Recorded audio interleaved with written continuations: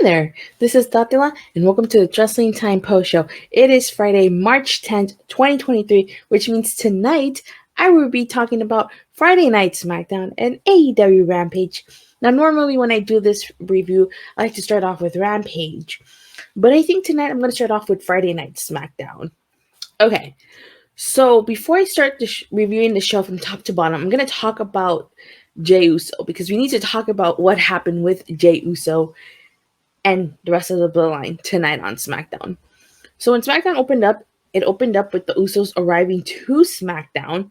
You had Jimmy and Jey, and they arrive asking for Roman, and Jey says that he will say everything he needs to say tonight in the ring.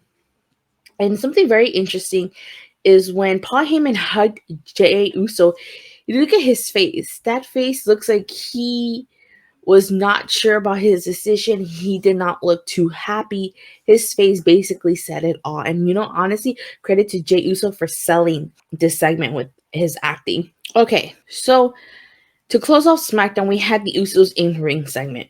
Jey Uso starts talking about how the bloodline is back together. And the big question of the night, well, the big question of the whole week, he should say, is why did he do it? Why did Jey Uso betray Sammy like that? And the crowd starts chanting for Sammy, Sammy. And he basically asked the crowd to walk into his shoes.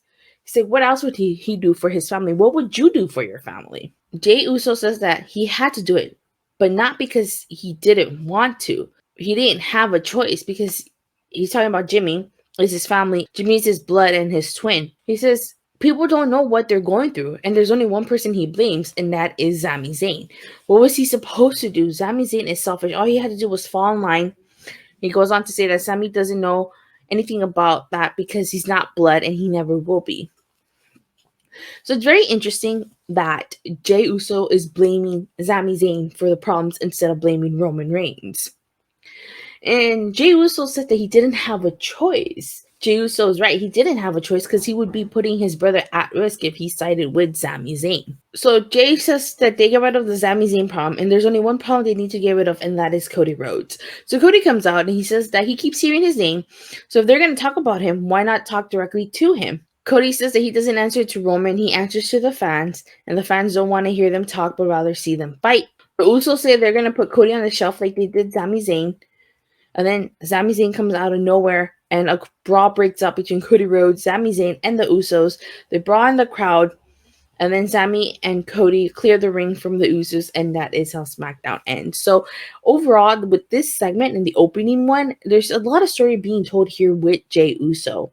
Now, Cody's involvement in this kind of leads me to believe that maybe on the SmackDown, the go-home show to WrestleMania, we might get a 6-man tag match here. We might get Cody Rhodes, Sami Zayn, and Kevin Owens versus the Bloodline. But, the only piece of the puzzle missing is Kevin Owens, which with 22 days left to go for WrestleMania, it's only a matter before Kevin Owens rejoins Sami Zayn. So another thing I know to point out here is that since Jey Uso is blaming Sami instead of Roman, is the whole point of this that Jey Uso is actually the main character of this storyline and not Sami Zayn? Does that mean that at WrestleMania, Roman Reigns will defeat Cody Rhodes, go on to SummerSlam, hit 1,000 days as champion, and the person who is going to beat him for those titles is going to be Jey Uso? Is that what we're saying here? Because it seems to me like the subplot that's going to happen is going to be Jey.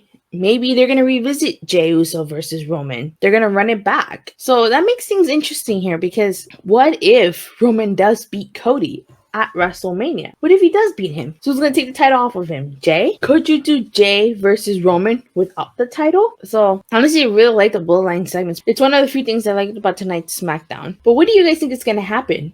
Is Roman Reigns going to defeat Cody, and at SummerSlam we're going to get Jey Uso versus Roman? Or is Cody gonna defeat Roman Reigns, and we're still gonna get that Jey Roman feud? What do you guys think? Let me know in the comment section down below. But overall, I honestly think Jey Uso played his role very well in this segment and in the opening segment. Alright, well, with that being said, let's start this review. So, the opening contest was Drew McIntyre versus Sheamus versus Xavier Woods, who replaced Kofi Kingston, versus Kevin Kross versus LA Knight. And the winner would get an opportunity to face Gunther at WrestleMania for the Intercontinental title. So there seemed to be like kind of like a small alliance here between Karrion Kross and LA Knight. That didn't last too long though. So this match wasn't too bad. Honestly, I was actually enjoying it. But my issue with this was, what was the whole point of this when we're gonna get to what's gonna happen next week. So we get two winners. We get Drew McIntyre, he Claymore kicks Karrion Kross, and he has Sheamus Ubro kicking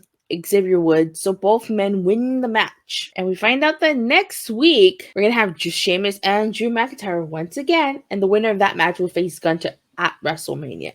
So I know the rumors were that it was going to be a triple threat. We could still get the triple threat, but that would mean Gunther would probably have to get involved and cause a DQ. Or maybe we get a screwy finish here and it leads to a triple threat. But you know what? I wouldn't have a problem with Sheamus versus Gunther because I would want Sheamus to get his WrestleMania moment. We'll get a quick Paul Heyman backstage interview, and Heyman says that he isn't even listening to Kyla. He brings up Cody Rhodes and he starts talking about how what did Cody do on Raw to get involved in the bloodline business. That for almost 1,000 days Roman Reigns has been champion, and they like to lie and manipulate like gangsters. And it's interesting again that Paul Heyman brings that up because Roman Reigns did manipulate Jey Uso. He manipulated Jey Uso into rejoining the bloodline using Jimmy Uso, saying that if Jey didn't join the bloodline, he was going to blame Jimmy. So very interesting that Paul Heyman said that. He talks about how himself, Roman Reigns, and the Usos are the GOATs. And Cody is a nightmare for them. And that the most gangster thing they can do with Cody is smash him with the truth. And so by the time he gets to WrestleMania, he will already be a defeated opponent. And that when Cody Rhodes loses to Roman Reigns, he will acknowledge him. I'm rooting for Cody, so I'm really hoping Cody Rhodes beats Roman here. Okay, we find out that the first inductee into the WWE Hall of Fame class of 2023 is none other than Rey Mysterio. Now, I'm not saying that he doesn't deserve this Hall of Fame induction. He certainly does. I mean, he's had such a storied career, and he's inspired so many wrestlers of today's generation. But this came as a surprise to me. I was not expecting Rey Mysterio. I was expecting Batista, The Rock. I know there was rumors that the Great Muta is getting inducted this year, so I was just surprised by this.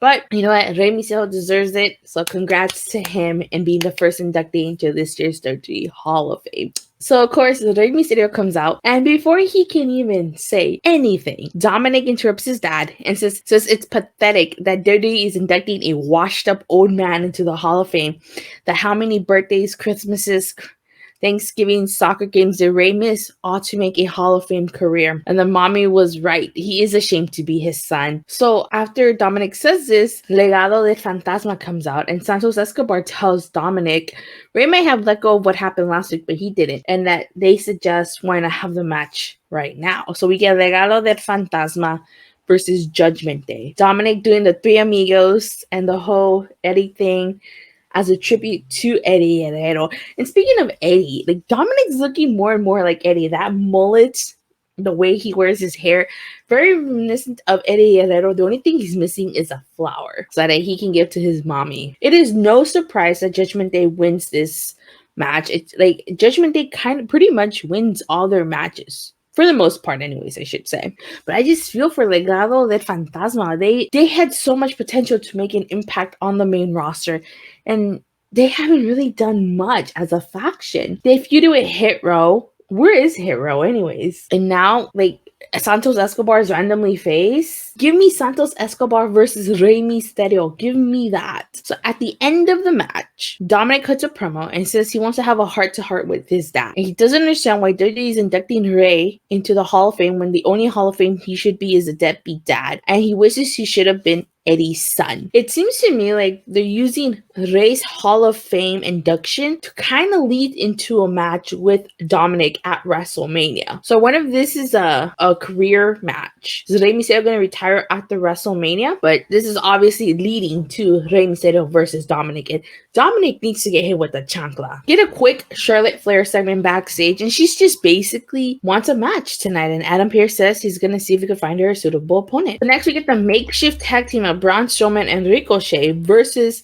the Viking Raiders with Valhalla. This wasn't a bad match. I felt like the Viking Raiders did a good job at isolating Ricochet. Now, I would have felt some type of way if Braun, Strowman, and Ricochet would have defeated the Viking Raiders here. So towards the end, you had Strowman doing the Strowman Express. He took out Ivar, but he missed Eric, and then he went flying over the announce table. So in the ring, you have Ivar doing a spinning heel kick to Ricochet, and then he did the splash, and so the Viking Raiders were victorious. I mean, props to Ricochet for taking that. That looked brutal. But I'm really happy the Viking Raiders won. They are an actual tag team, and as soon as we take those titles off the Usos at WrestleMania, I think we should split them up and could see the Viking Raiders being SmackDown Tag Team Champions. If not the first SmackDown Tag Team Champions, if they split the titles, I could see the Viking Raiders being tag team champions after they take the titles off the Usos.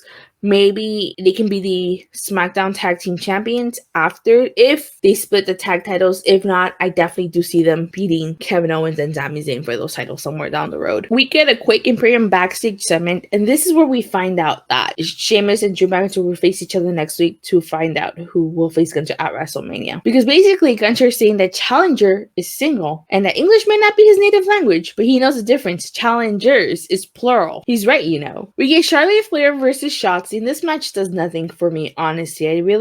I didn't care about this match, unfortunately. Charlotte and Flair ends up winning this by submission, despite the fact that Rhea Ripley does make an appearance. At the end of the match, Rhea tells Charlotte that tonight she reminded her why she chose her after she won the Rumble, and that she sees all of Charlotte's insecurities, and she would take away the one thing that makes Charlotte feel important, and that's the SmackDown Women's title at WrestleMania. Charlotte says that Rhea needs to shut her mouth, and that her improvements is something she should be proud of. She goes on to say that some people hate her for her improvements and some don't. And Charlotte ends by saying that Rhea will rip apart anyone that stands in her way except for her. And then she walks away. So, do I think that Charlotte Flair versus Rhea should main event night one? No, I don't think they should.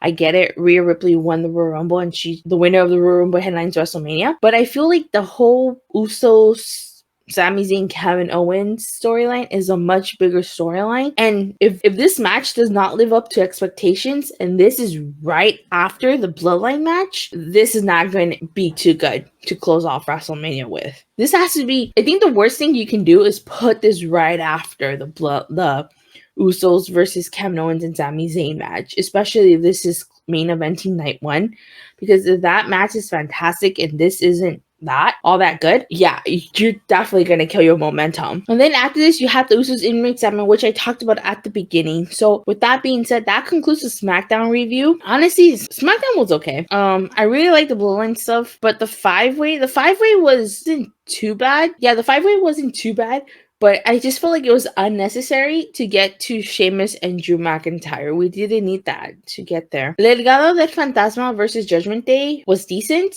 but it was predictable Judgment Day was going to win. And I didn't really care for Charlotte Flair versus Shotzi. As for the tag match, Braun Strowman and Ricochet versus the Viking Raiders, that wasn't bad either. But I just felt like if this was a go-home show to Mania, this would be a terrible go-home show. I would say that much right now. So overall, I would give this tonight's episode of SmackDown probably a 5 out of 10. I mean, you had some good stuff with the Bloodline, but aside from that, there was nothing on here that like totally wowed me. This just felt like a regular episode of SmackDown. Like, we were building to Mania. Alright, well, with that being said, let's talk about AEW Rampage. But before I start with the review, let's talk about Mark Briscoe's announcement. He had an announcement tonight on Rampage. And he says he comes out here tonight representing the baddest tag team, them boys, the Briscoe brothers, and they are 13-time Ring of Honor World Tag Team Champions. And he said that he felt that it was time to move forward with the titles and that he talked to Tony Khan about an idea that he had. And the idea was that on March 31st at Supercard of Honor, they will gather some of the finest tag teams and the titles will be hanging and you can throw a ladder in there. And it's going to be called a Reach for the Sky ladder match. And he introduces the first team in this ladder match, his friends, the Lucha Brothers. So we're going to be crowning new tag team champions at Supercard of Honor. But what are your thoughts on Mark Briscoe's announcement about the Reach for the Sky ladder match? Are you guys looking forward to it? Let me know in the comment section down below. So tonight's Rampage kicked off with Action Andretti versus Sammy Guevara. And this is a rematch from the February 24th 2023 edition of Rampage. This was a good match, honestly. I did not mind it. Actually, Andretti definitely has the potential to be a big star in AEW. And he's amazing. I really like that springboard 450 splash that he did to Sammy Guevara. So, my one complaint about this is that it literally ended the exact same way as their last match. In their last match, Daniel Garcia caused a distraction and he hit Andretti with the lariat. And then Sammy hit the GTH to Andretti. In this match, you had Daniel Garcia push Action Andretti off the rope, and then Sammy Guevara hit the GTH to Action Andretti. So Sammy Guevara is victorious once again with the assistance of Daniel Garcia. So with just a few minor changes, it's still basically the same finish. Daniel Garcia gets involved, and Sammy Guevara does the same finisher, and he gets the victory over Action Andretti. I have a feeling we're going to get a third match. When in that match, I think Action Andretti should go over. But I thought it was a good match to open up Rampage with. We get a quick Powerhouse Hobbs segment. And basically the whole point of this is we're going to find out next week on the debut of QTV who broke into Wardlow's car. Who do you guys think broke into Wardlow's car? Next we get the Acclaim versus Jack Cartwheel and Starboy Charlie. This is essentially a squash match. And of course, the Acclaim are victorious. And at the end, Daddy Magic and Cool Hand Angelo Parker come out with the JAS shirt. And they're just trying to show off to the Acclaim. And the Acclaim is just totally not feeling the JAS. We get a pre-taped Jericho Appreciation Society promo. Chris Jericho is saying that on Wednesday will be a night of first. It'll be the first time the JAS will be in the ring with House of Black, and it will be the first time since 2018 that Kenny Omega will be in the ring with Chris Jericho. And Chris Jericho guarantees you will see New Cheers champions on Wednesday. So good little promo there by Chris Jericho. And he's right. Seems to be the night of first for JAS. We get Preston Vance versus Konosuke Takeshita. I did enjoy Preston Vance versus Konosuke Takeshita. I thought it was a good match. Damn, Takeshita took it to Vance. He gave him an elbow strike, that knee strike off the middle rope, which he followed up with the Blue Thunder Bomb, was pretty cool. Of course, Jose the assistant gets involved and he puts Preston Vance's foot on the rope. I should say Bello Peligroso. But Konosuke Takeshita ends up beating Preston Vance with a backslide. We get a quick Swerve Strickland promo. And he basically saying that he made mistakes. He overestimated Keith Lee, who took out his men, Trench and Parker. And now his men, his affiliates, are on the shelf. He hasn't thrown every bullet he has in the chamber. And he doesn't lose a war. He says every single thing he sees now is food. So obviously the rivalry between Swerve Strickland and Keith Lee is not over. And then after this is when we get the Mark Briscoe announcement. But I talked about that at the beginning. So the main event ended up being Nyla Rose versus Riho. Rivalry rekindled. So if you guys remember, in the first episode of Dynamite in Washington, D.C., which was Nyla Rose's hometown, Riho defeated her to become the first ever AEW Women's Champion.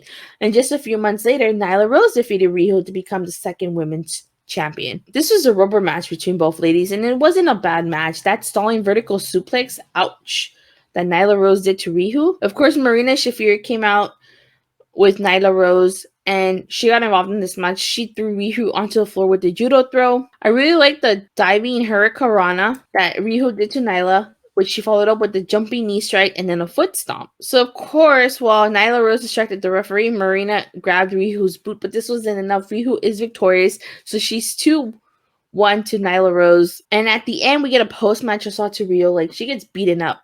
Poor Riho. She gets hit with the powerbomb, and then as Nyla Rose and Mina Shafir are leaving, Ruby Soho, Soraya, and Toni Storm come out. They walk by, and we now know that their group name is the Outcast, and she gets spray painted by them, and Toni Storm stomps on Riho, and that is how AEW Rampage closes. So overall, I will say I did like the opening contest, but with the fact that it kind of had the same finish as their previous match, unless there's going to be a third match, then I don't mind it. The Acclaim versus Jack Cartwheel and Starboy Charlie, that was a squash match.